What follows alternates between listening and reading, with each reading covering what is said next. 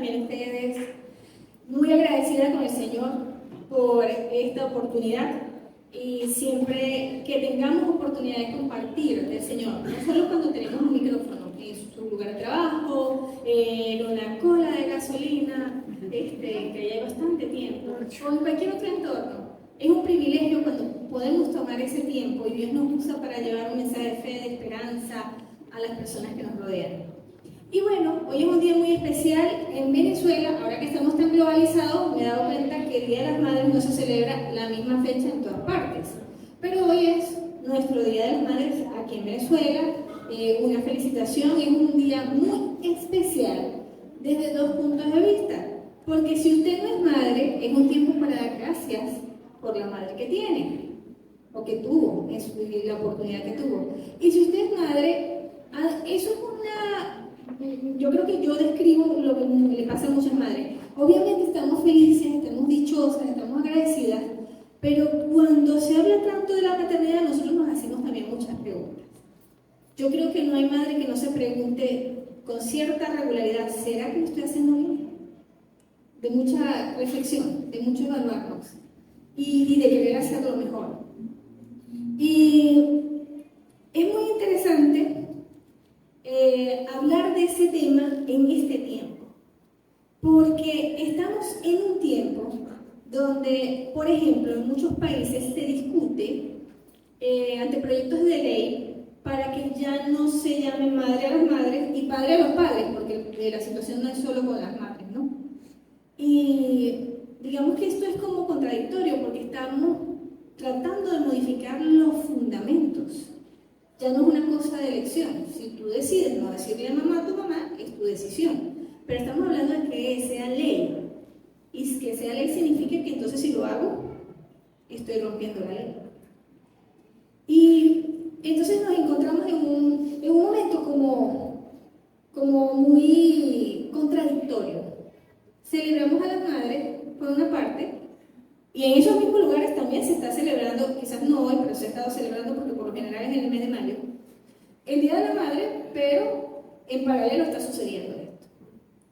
Y eso viene a generar a veces, eso es una muestra de las muchas cosas que estamos viviendo como sociedad globalizada, que nos traen incertidumbre, que nos traen preocupación, que pueden generarnos angustia en ciertos temas que son más tocantes a nosotros y que no podemos ignorar. Porque a veces decimos, no, eso es allá bien lejos, estamos en una sociedad globalizada, lo que sucede allá lejos de alguna manera nos afecta. Si no, fíjense que a mí alguien me está explicando que hasta la guerra nuclear tiene que ver con nuestro problema de gasolina. Imagínense ustedes, no me explicaron eso y no vamos a hablar de eso en este momento. Empecemos entonces hablando un poco sobre lo que la palabra de Dios nos dice, que considero que es un mensaje muy pertinente a lo que estamos viviendo hoy en día. Y empezamos con el Salmo 143:10. Y vamos a estar hablando del Salmo 143, para los que tienen su Biblia allí, quédese allí en el Salmo 143 porque lo vamos a estar revisando. Y nos dice, enséñame a hacer tu voluntad, porque tú eres mi Dios. Tu buen espíritu me guíe a tierra de rectitud. Y nos habla allí, y vamos a profundizar en ello, sobre cuando hacemos este contraste de, oye, tantas cosas fundamentales que están cambiando, y de repente llega un momento donde dice, bueno, no hay una respuesta básica para las cosas. No, si pasa esto, haces tal cosa. Para cada cosa, ahora debemos analizar las situaciones y tratar de pedirle a Dios que nos dé la sabiduría para afrontarla. Por eso, enséñame a hacer tu voluntad.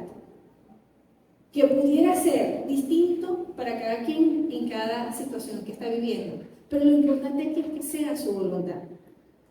Y vamos a ir entonces caminando en el mismo Salmo 143, porque nos da elementos para poder entender lo que ahí está, para profundizarlo aún más. Salmo 143:1. Inicia, el Salmo 143 es algo que llaman Salmo de confesión o Salmo penitente, está dentro de esas clasificaciones. En este caso, desde el 41 al 43 tienen esta característica. Pero hay otros salmos también con esto. Este es Salmos de David y él está hablando y es una oración. Y empieza: oh Jehová, oye mi oración, escucha mis ruegos, respóndeme por tu verdad y tu justicia. Porque él también se encontraba en una situación que no había una respuesta clara, absoluta, así que alguien pudiera decir, bueno, eso es súper fácil, o sea, 2 y 2 son 4. En muchas situaciones de la vida, 2 y 2 no son 4. Y él estaba en esa situación y por eso dice, respóndeme por tu verdad y por tu justicia. Porque lo que Dios ve de las cosas, su perspectiva, aparte de que por supuesto que es diferentísima a la nuestra, es la correcta, porque Él sí tiene una visión completa de la situación. Y continuamos entonces en el 143, pero 2. No entres en juicio contra tu siervo, porque no se justifica delante de ti ningún ser humano. Y fíjense una cosa interesante, cuando David se acerca a Dios para clamar, no lo hace desde la perspectiva de, es que esta gente está mala. Porque fíjense cuando él dice ahí, no entres en juicio contra tu siervo, y esa frase se refiere a sí mismo. Porque cuando hablamos de todas estas cosas que están pasando, y probablemente las situaciones que usted puede estar pensando en su vida personal, normalmente tenemos la tendencia de que, bueno, si todos somos pecadores, la Biblia dice que todos somos pecadores y no puedo negarlo, ok, pero más pecadores que yo. Pero cuando yo me veo, no a la luz del otro, porque siempre juzgamos uno al otro, ¿no? Pero nosotros no somos tan malos. Esa es nuestra manera de jugar. Esa es una manera cuando lo vemos así. Pero cuando yo veo hacia Dios, me doy cuenta que yo tengo mucho más en común con este de al lado que con Dios. Y cuando uno se acerca a Dios verdaderamente, una de las cosas es, bueno, Señor, o sea, yo sé que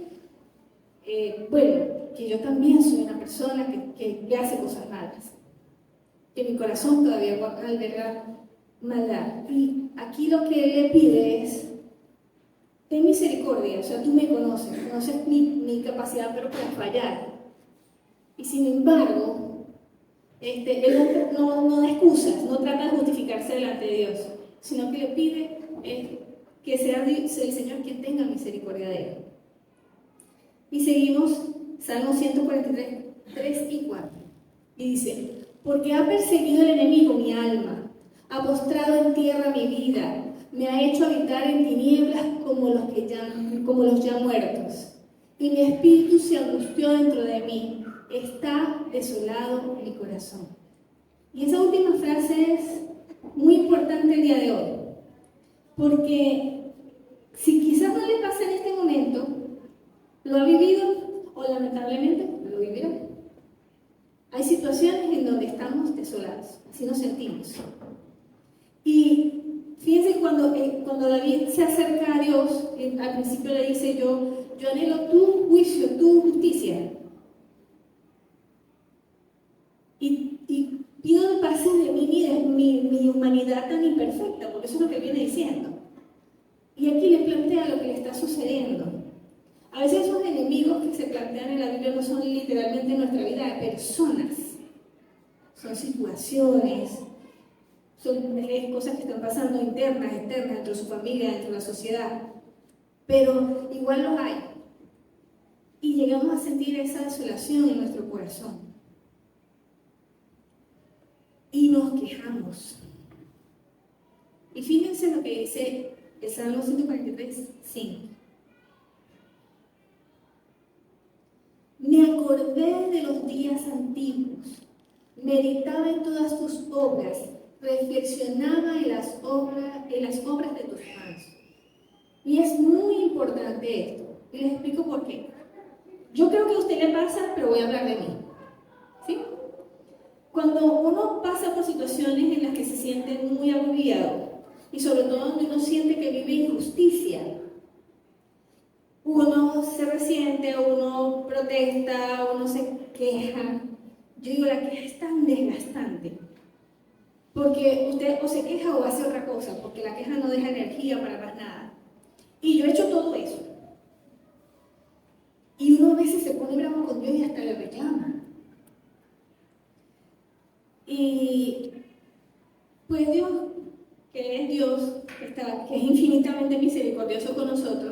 en vez de respondernos en base a nuestro berrinche, Él tiene misericordia y más temprano que tarde nos explica por qué vivimos las cosas que vivimos.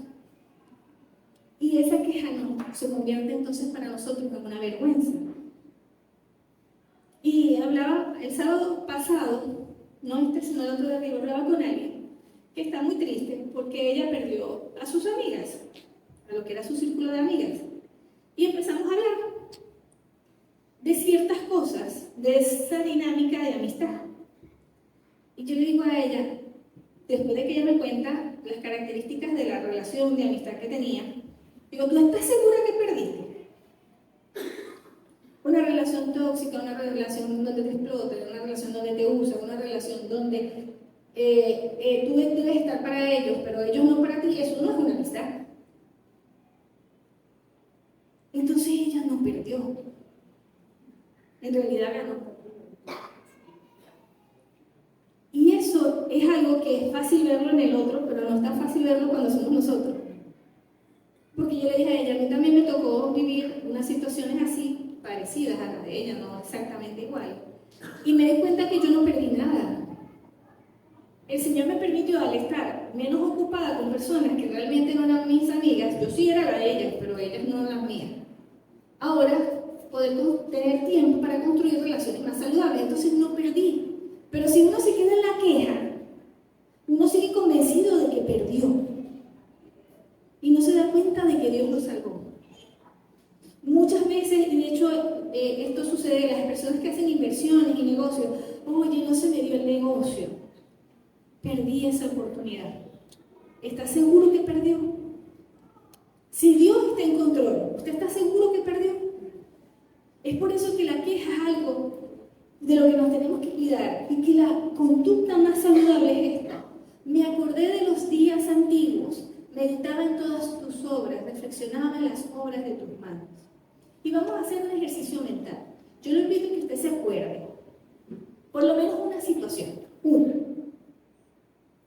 Porque yo cuando fui a hacer el ejercicio no me acordé de una, me acordé como de 3. En donde usted estuvo bastante mal. Y quizás se sintió así, abatido, afligido, abandonado por Dios. Y cómo al final las cosas, quizás no de la manera que usted pensaba, pero se arreglaron. Y fue mejor lo que vino después. Les garantizo que eso no le ha pasado una vez en la vida. Y si la misma palabra nos enseña que Dios es el mismo ayer, hoy y por siempre, es necesario que nosotros reemplacemos la queja por la confianza de saber, no entiendo lo que está pasando, esto me duele, no estamos diciendo que nos vamos a negar que nos duele, esto me duele mucho, pero yo sigo confiando en que así, cuando yo hago memoria de lo que tú has hecho en el pasado, con otros y conmigo, porque puedo revisar lo que dice la Biblia, puedo revisar lo que ha pasado con mis hermanos, pero también lo que ha pasado conmigo, sé que tú estás en control, que tú nunca lo pierdes, y que al final esto va a tener una buena resolución, aunque yo no lo vea. Y de hecho yo, en el marco del Día de las Madres, que uno se pone a pensar en cómo es como madre y esas cosas, recordaba, para mí, ser madre fueron eventos, digamos, milagrosos totalmente. Yo no podía tener hijos, y tengo 2. Y no fueron embarazos para nada fáciles. Yo sufrí endometriosis, las personas que sufren, bueno, las mujeres, porque los hombres no sufren eso, las mujeres que sufren endometriosis tienen, cuando mucho, un solo 20% de posibilidades de tener un bebé. Adicional a eso, bueno, finalmente nosotros, mi esposo y yo, estamos embarazados, qué alegría, y vamos al médico. Y uno quiere un eco, porque quiere ver todo, y lo primero que nos dicen es que, bueno, en efecto, si estás embarazada, por sodio positivo, pero el bebé está muerto.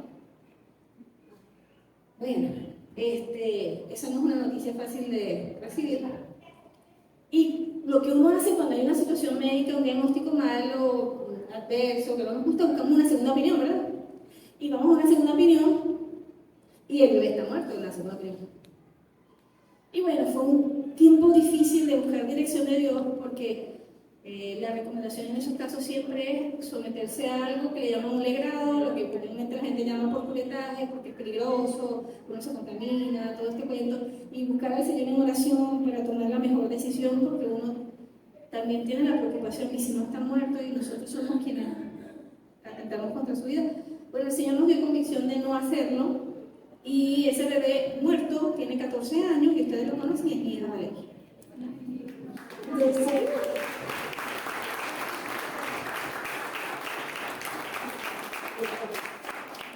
Entonces a veces cuando me angustio porque tiene fiebre o algo así, digo, o sea, esto fue, o sea, eso es insignificante respecto a lo que ya no superaba. Y el segundo embarazo no les voy a contar porque el testimonio es mucho más largo, pero fue todavía mucho más difícil, porque prácticamente sangré todos los días y hubo muchos momentos en donde estábamos convencidos que ya lo habíamos perdido, porque no se gestó bien en donde debe ser en el útero, sino lo que el doctor nos explicó fue que eso es como si hubiese sido un aborto en proceso que se detuvo. O sea, que el bebé se desplazó y no se gestó. ¿Dónde debía estar? Sí, bueno, esa es una historia más larga, eso no lo vamos a hablar hoy porque debemos hablar de Salmos, no venimos a hablar de mí. Pero lo que les estoy hablando es que seguro usted hace memoria, va a encontrar cosas así en su vida.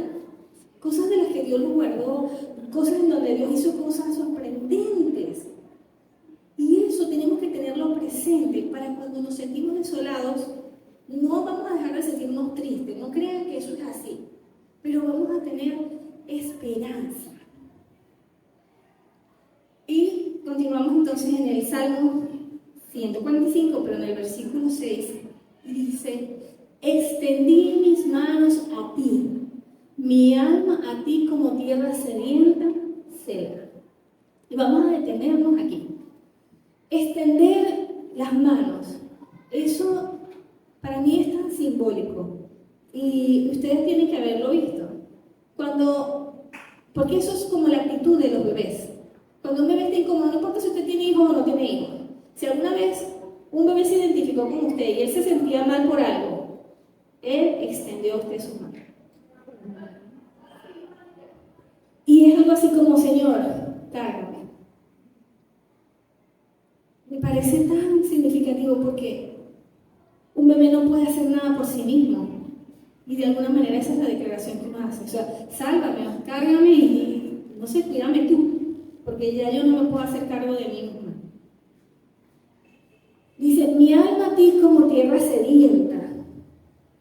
Y yo no sé, yo tengo una cosa muy particular. En mi casa me tocó un patio con tierra sedienta. Eso no hay manera de que... Nosotros lo hemos sembrado y le echamos agua y toda la cosa. Hago aquí el paréntesis porque hay unos hermanos aquí que ya nos han dado unos consejos, todavía no los hemos seguido, hermanos. Para que las matitas, porque las matitas quedan pasmadas. Eso no ocurre con el monte no sé, no importa que esa tierra esté deshidratada, él sigue creciendo. Pero estoy hablando de cuidar eso. Y la tierra sedienta no se sacia fácilmente, o sea, uno le pone agua y agua y agua y no se humedece, ella absorbe. Y ella hace la comparación de que el agua está así y a uno le pasa, uno se siente seco. Y vienes a la iglesia y no es que estuvo mal, el servicio estuvo genial, y lo que enseñaron estuvo fabuloso, pero me siento seco. Y todavía sigo con la disciplina y leo la Biblia y oro y me siento seco. Porque en ese periodo estoy así, mi alma está como tierra sedienta. Pero ese Selah también significa algo. Los salmos son cantos, son canciones. Y ese Selah es muy difícil de traducir, por eso la mayoría de las versiones simplemente lo colocan. Hay versiones que dicen que como los salmos son cantos, eso es una pausa musical. ¿Sí? Pero me gustó, empecé a revisar los distintos postulados que hay de lo que significa Selah. Y dice: deténgase y escuche. Y fue, wow, para mí, tan tremendo. Y quiero que haga algo conmigo. Ahí, ¿verdad? Usted va a leer en voz audible este verso sin el Selah, hasta el punto. Vamos a leerlo juntos. Extendí mis manos a ti, mi alma tierra sedienta. Deténgase y escuche. A veces sucede, es triste, pero no lo hayan pasado, porque yo creo que todos lo hemos vivido, que estamos tan mal que ya no podemos ni orar. Y yo siempre invito a la gente, cuando sabes que alguien está mal, que ores por él, porque ya probablemente él no puede orar por sí mismo. Nunca dejes de orar por él hasta que por lo menos tú lo veas que él. Porque hay momentos en donde esa es la única respuesta. Deténgase y escuche. Y si usted es como yo, usted no se quiere detener, usted siente que eso no se va a resolver si usted se detiene. Pero hay que detenerse y escuchar. E incluso hay algo que a veces yo le digo a ciertas personas cuando están muy mal, y yo digo, ¿y si oras menos y lees más la Biblia? Porque la oración es un ruego que no varía, ¿entienden? En esa situación. Es lo mismo, estamos diciendo lo mismo una y otra vez, y otra vez, y otra vez. Y eso sería callarnos y escuchar. Porque la primera forma como Dios nos habla es a través de su palabra. Te puede decir, ay, en la prédica yo aprendo. Sí, uno aprende, uno también escucha a Dios de otras maneras. Dios se comunica con uno de muchísimas maneras. Pero la manera principal es la Biblia. Entonces, quizás eso es lo que hay que hacer. No le estoy diciendo que no ore. ¿Oye? No va a decir, no, ella dijo que no haremos más, solamente le damos la Biblia. Yo no dije eso. Hay momentos en donde si usted siente que ya la oración es solo un acto de desesperación, solo reduce un poco el tiempo, igual exprésese, usted no necesita, todos lo necesitamos cuando estamos así. Y amplía el tiempo de lectura de la palabra. Porque necesitamos detenernos y escuchar. Y seguimos entonces. Ok, en el 8. Hazme oír por la mañana tu misericordia, porque en ti he confiado. Hazme saber el camino por donde ande, porque a ti he elevado mi alma. Y seguimos, cuando uno está en esa situación, ¿a usted no le pasa? Es que yo no sé qué hacer. Es que uno, cuando realmente está batido, uno no sabe qué hacer. No importa si usted es súper inteligente. Ahí la inteligencia se le anula a uno. Entonces allí, lo que nos dice, fíjate, nos detenemos y escuchamos. Y aún David lo que manifiesta es, hazme oír, o sea, él quiere escucharlo. Hazme oír por la mañana tu misericordia, porque en ti he confiado. Él no tenía nada, no tenía idea de qué iba a hacer. Él se sentía abatido porque de hecho se compara que está tirado como si estuviera muerto. Lo leímos anteriormente, ¿verdad? Se siente como tierra seca. Hay tantas cosas que él dice de su incertidumbre, pero hay una cosa que sí está clara. Él dice, él sabe que lo que necesita es que sea Dios quien le diga por dónde va a ir. Dice, hazme saber el camino por donde ande, porque a ti he elevado mi alma. Es la única certeza que él nos muestra aquí. De resto, todo lo que nos mostró es incertidumbre. Y parece tan increíble que es una persona tan distinta, que nació hace siglos atrás, que tantas cosas. Y pareciera que en muchos momentos, eso que está allí, describe por lo menos mi vida. Y no tengo ninguna duda de que también describe su vida. Si no ahorita, lo ha descrito en el pasado o lo describirá en algún momento del futuro. Y seguimos entonces. El siguiente. Y aquí volvemos al versículo con el que empezamos. Enséñame a hacer tu voluntad, porque tú eres mi Dios. Tu buen espíritu me guía a tierra de rectitud. Y aquí nos detenemos. Normalmente, cuando uno está muy abatido y sufre, y más cuando está en una condición de injusticia y todo eso, uno tiene claro de cómo debería ser la justicia. Y nuestras oraciones son más bien, Señor, haz mi voluntad. Ajeno. Y yo siempre digo, nosotros decimos, no, hay cosas, yo no le deseo mal a nadie, imposible, jamás, ni siquiera a la gente que me hace daño. Hay situaciones en las que uno se expone que son situaciones extremas, en donde uno no se siente tan bueno. y donde lo que uno desea no es nada bueno. Y pongo un ejemplo, si usted dice, yo nunca le desearía la muerte a nadie, probablemente nunca ha estado cerca de un caso de abuso sexual infantil. Porque nosotros decimos, la salvación es para toda la misericordia. No, uno no cree que el victimario se merece la misericordia de Dios. Y quizás hay otros ejemplos, usted, pero la verdad es que eso no sucede. Entonces cuando nosotros estamos en esa situación, nosotros no queremos que Dios haga su voluntad, queremos que Dios haga nuestra voluntad. Pero esto es lo que nos enseña esta parte, esta porción de la Biblia, que ese rendirse, y está hablando un rey, o sea que él está súper acostumbrado a hacer su voluntad. Y dice, no, o sea, no es esa la postura, sino enséñame a hacer tu voluntad, porque tú eres mi Dios. Y es clave, cuando yo quiero hacer mi voluntad, yo soy mi Dios. Pero cuando yo quiero hacer la voluntad del Señor, yo le reconozco a Él como mi Dios. Y lo siguiente dice, tu buen espíritu me guía a tierra de rectitud.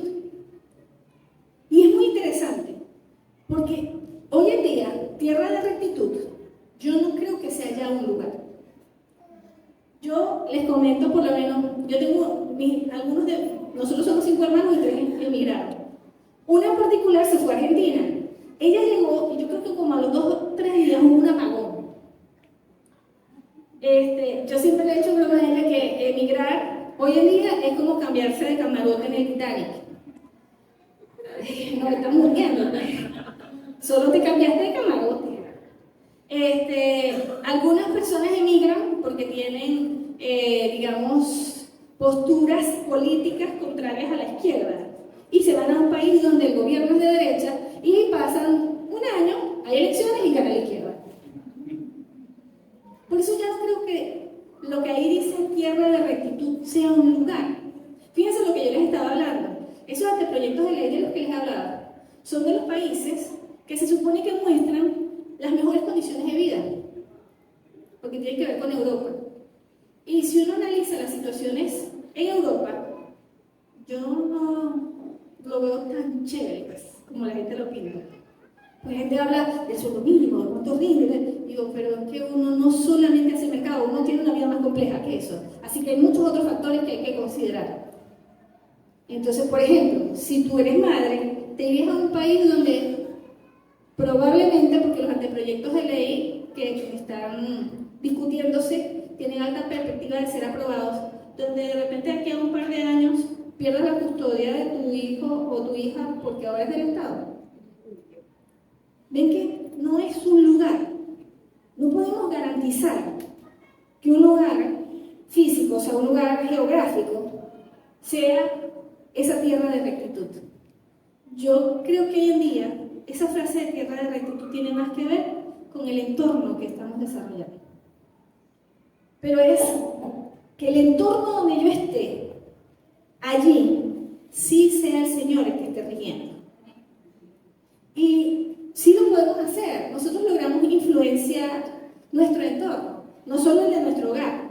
Por supuesto, el de nuestro hogar es muy a nuestra manera, o debería ser así. Pero, y yo le comento a la gente esto porque mi esposo y yo, cuando estudiábamos en la universidad, éramos parte de cultura, cantábamos. Y cultura en cualquier universidad es un lugar de perdición. O sea, la gente bebe mucho, nunca me di cuenta, pero también la gente se droga mucho y muchas otras cosas pasan. Cuando nosotros estábamos en el ambiente, ese tipo de descontrol no sucedía. Y yo recuerdo que nosotros nos íbamos a presentar y llamaba a mi esposa, ven Jesús, vamos a orar. Estoy hablando de una persona que ya tiene planificado irse a beber todo el alcohol que existe después. Pero de alguna manera siente que si vamos a cantar, bueno, vamos a orar para que salga bien, para dedicárselo a Dios. O sea, una cosa que yo decía, aquí como que hay un cortocircuito raro, pero tiene que ver en que donde quiera que tú estés, tú puedes influenciar.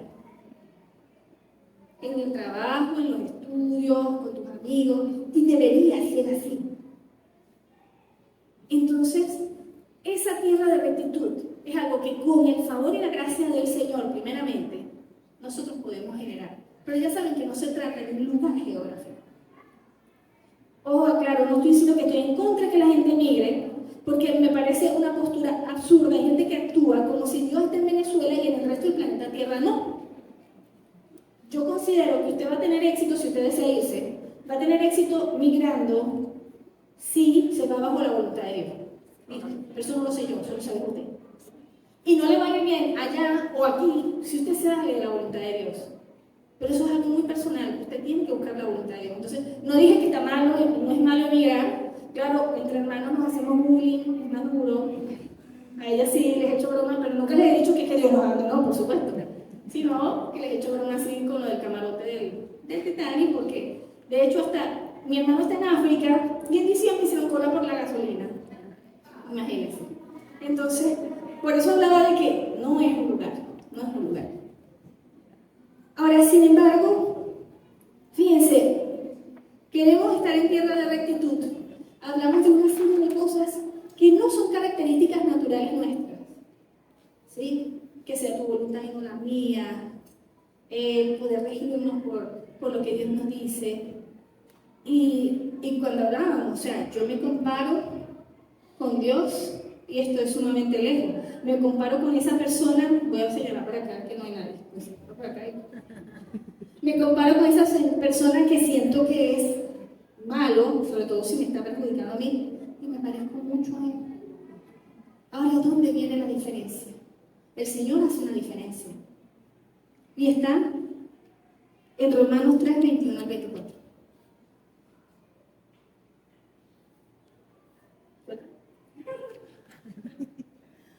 Pero ahora, aparte de la ley, se ha manifestado la justicia de Dios, testificada por la ley y por los profetas. La justicia de Dios por medio de la fe en Jesucristo. ¿Para qué?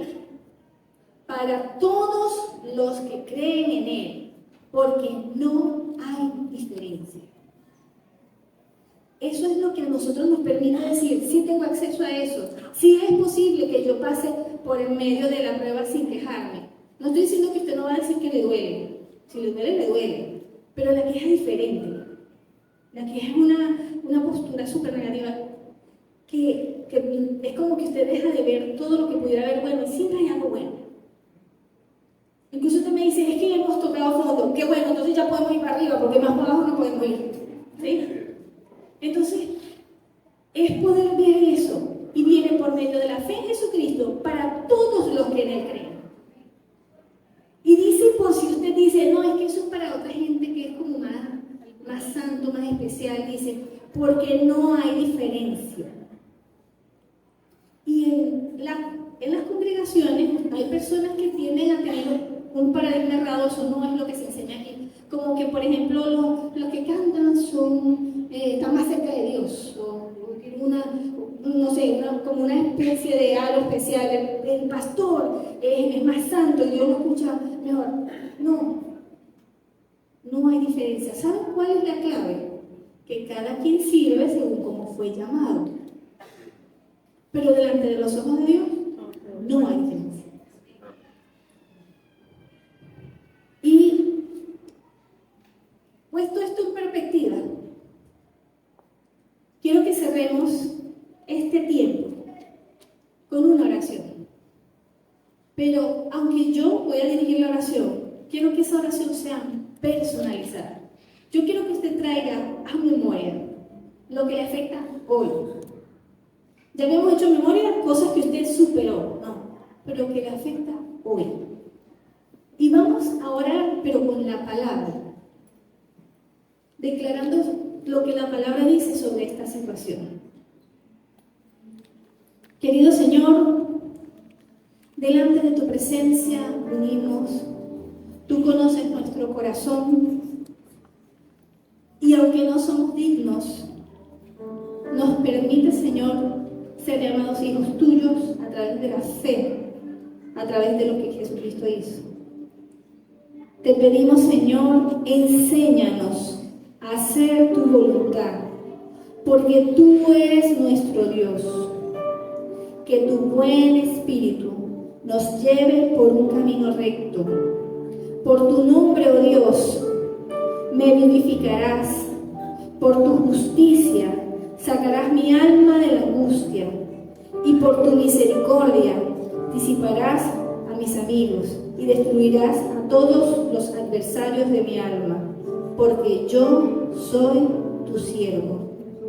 En el nombre de Jesús. Amén.